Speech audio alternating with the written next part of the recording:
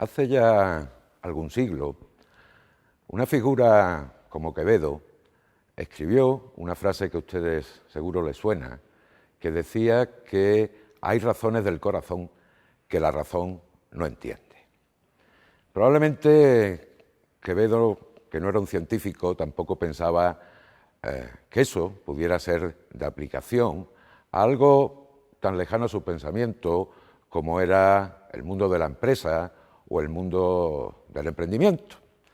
Pero lo que sí decía, y probablemente el ser humano ha cambiado muy poco desde entonces, es que los seres humanos, las personas, tomamos decisiones no solamente de forma racional, sino que el corazón, las emociones, tienen mucho que ver, en muchas más ocasiones de las que quizás reconozcamos, en nuestra forma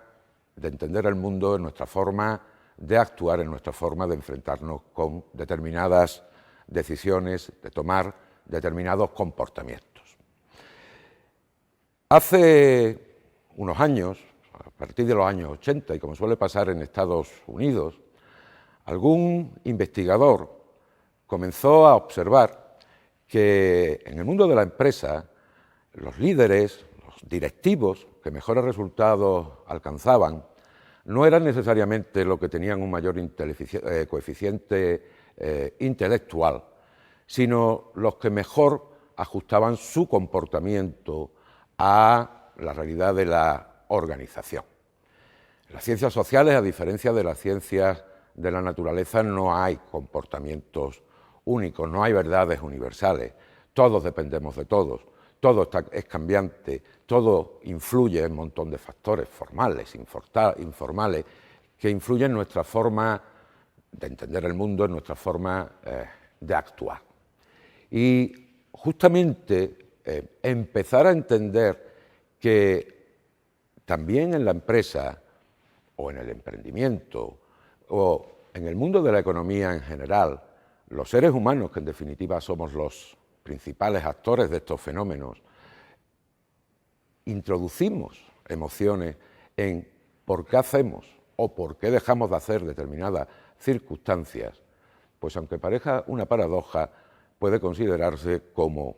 lo último en estas líneas de investigación. A nivel de economía hay una corriente que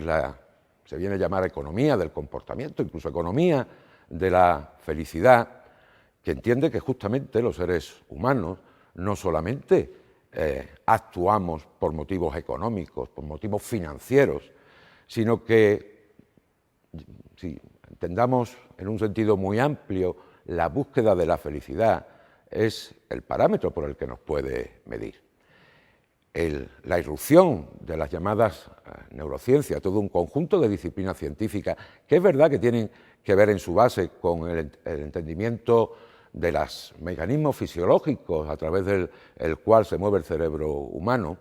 lo que permite también es empezar a medir determinados parámetros que hasta hace poco no se podían medir y por lo tanto nos impedía efectuar comparaciones que también nos permitiera entender por qué avanzamos, por qué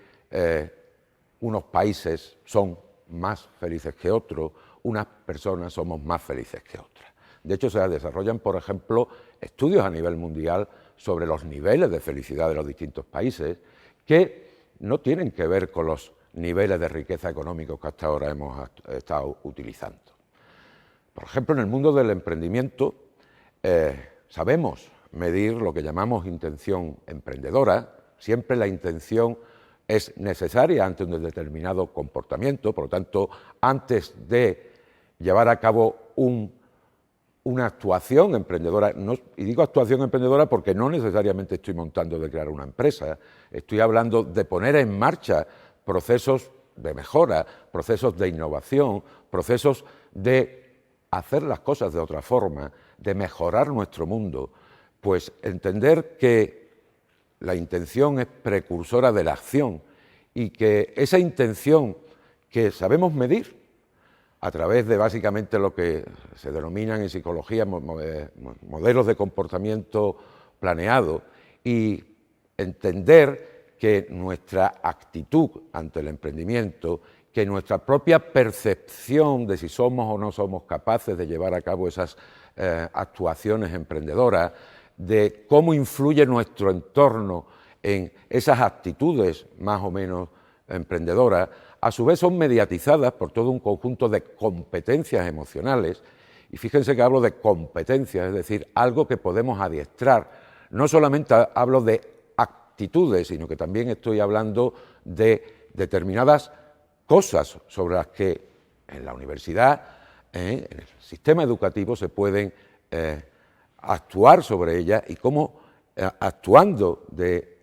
básicamente estoy hablando de lo que es el conocimiento que tenemos de nosotros mismos. Todo empieza por nuestro conocimiento, todo sigue por nuestro control. No solamente es suficiente conocernos, también tengo que saber mediatizar mis actuaciones, mis emociones en la correcta dirección, conocer los mecanismos de motivación que nos lleva a actuar, mecanismos también que tienen mucho que ver con la empatía, ponernos en el lugar de los otros, y ya paso al terreno de la sociología, la empatía que tiene mucho que ver con la compasión, pero no en el sentido cristiano, sino en el sentido de ser capaz de compartir la pasión de los demás. Y todo, en definitiva, todo un conjunto de habilidades sociales que me permiten establecer contacto con los demás, que me permiten sintonizar con los demás a través de técnicas de comunicación, verbal, escrita, en fin, todo un conjunto de habilidades que hacen posible que la actitud hacia el emprendimiento cambie. Y por lo tanto podemos entender mejor ese emprendimiento, pero también podemos entender mejor los mecanismos de formación, de enseñanza de ese emprendimiento. O, por ejemplo, cómo esas emociones influyen en la empresa y cómo aquellas empresas donde en sus programas de formación han introducido también técnicas de mejora de competencias emocionales permiten aumentar la productividad de sus empleados en unos niveles muy notables. O, por ejemplo, en el caso específico de las empresas familiares, y hago un paréntesis, en el estudio que se efectuó en el año 2015 por el Instituto de la Empresa Familiar con más de 120.000 empresas españolas, es uno de los estudios más importantes a nivel mundial por el número de empresas que se tuvo en cuenta. Ahí se pone de manifiesto que el 90% de las sociedades mercantiles, no estoy hablando de los autónomos, que son más de 3,5 millones en este país, sociedades mercantiles, 90% son sociedades familiares, que ese 90% generan el 70% del empleo en España o el 60% de las riquezas que generan las empresas. Pues esas son empresas familiares, es decir, por un lado, empresas como las demás, donde esas emociones, como en las demás, tienen que ver, pero también donde existe una familia empresaria, dentro de la cual se establecen también todos esos mecanismos emocionales que ustedes conocen porque son familias como la suya, pero que influyen y son influidas por la empresa. Y cómo un concepto que se ha generado, como es el de la riqueza socioemocional,